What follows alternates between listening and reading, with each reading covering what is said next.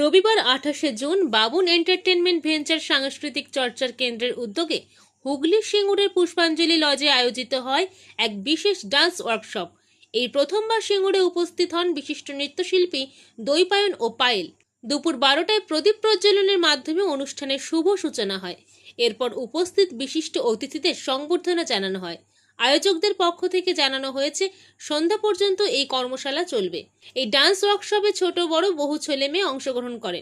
আজকে এখানে একটা ওয়ার্কশপ আছে, দই পায়েল চৌধুরী আর পায়েল বসাবে।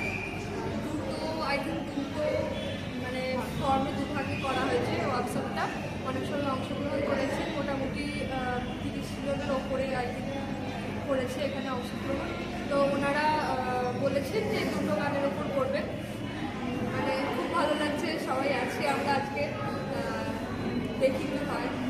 দৈপায়ন ও পায়েল রবীন্দ্রনৃত্যের মাধ্যমে অংশগ্রহণকারী ছাত্রছাত্রীদের প্রশিক্ষণ দেন।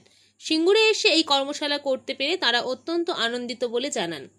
এদিন আয়োজকদের পক্ষ থেকে আরও জানানো হয়, আগামী 30শে আগস্ট একই স্থানে একদিনের আবৃত্তি কর্মশালায় উপস্থিত থাকবেন বিশিষ্ট আবৃত্তিকার মুনমুন মুখার্জি। অনুষ্ঠানের শেষে অংশগ্রহণকারী ছাত্রছাত্রীদের হাতে মেমেন্টো, মেডেল এবং সার্টিফিকেট তুলে দেওয়া হয়। আমার তো খুবই ভালো লাগছে, তার কারণ সিঙ্গুরে আমরা প্রথমবার এসেছি এবং এখানেও যে এরকম একটা খুব ভালো সাংস্কৃতিক পরিবেশ রয়েছে। কারণ আমরা যে ধরনের নাচ গান করি, যে ধরনের সংস্কৃতির সাথে আমরা যুক্ত, এবং সেটা আর কি খুব সহজে একদিনে তো সম্ভব নয়। তার জন্য একটা ক্লাসিক্যাল ট্রেনিং দরকার, তার জন্য একটা পরিবেশ দরকার, বাতাবরণ দরকার।